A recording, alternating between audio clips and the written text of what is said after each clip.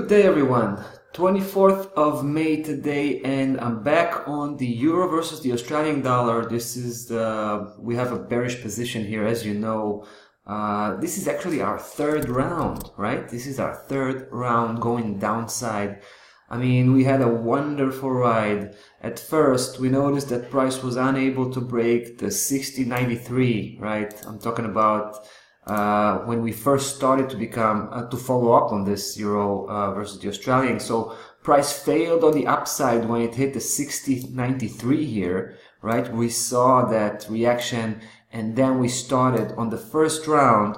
We took all the way, the move all the way to 58.73. Right? Then we stepped aside, we pulled off, took some profit, waited some time to see the reaction we had against that level. And once we noticed that price was, well, it broke that level, came back to test that level from below, that's exactly where we pulled the trigger the second time, and we took another really nice move all the way straight to the 56.77, right? At that point, even though the grand plan, ever since the beginning, was to go all the way to 53.51 here, straight, but we did have those engagements against those levels, and the risk was too high at that point.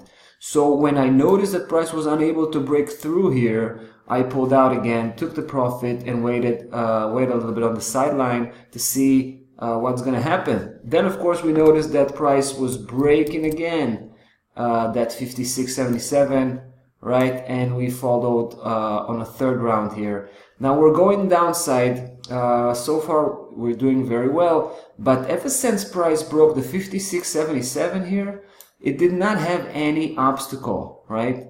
Until yesterday, right? Yesterday, take a look at the close, straight on that spot of the 200 daily moving average, which is, it's not a strong support or resistance element, but it is an obstacle, right? So I do expect price to break the 200 daily moving average eventually, but it's definitely possible that we'll see some local upside correction at this point, as we can actually already see.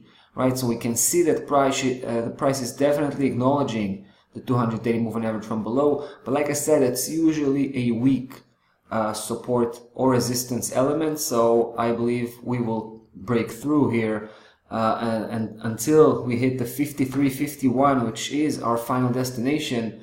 I don't think price will have too much of a difficulty to continue on this downside journey.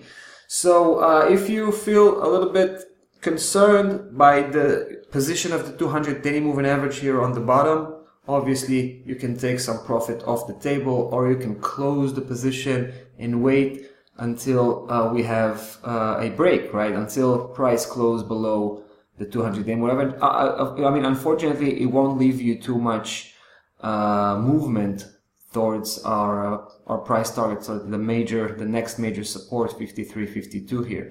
Let me show you the big picture just to refresh your memory. We got that setup. This is a massive one, right? And I believe we are playing out right now the fourth leg. We had the first, second, third, fourth. Sorry, this is the fifth leg. That began by breaking that blue setup here, that local setup we had here.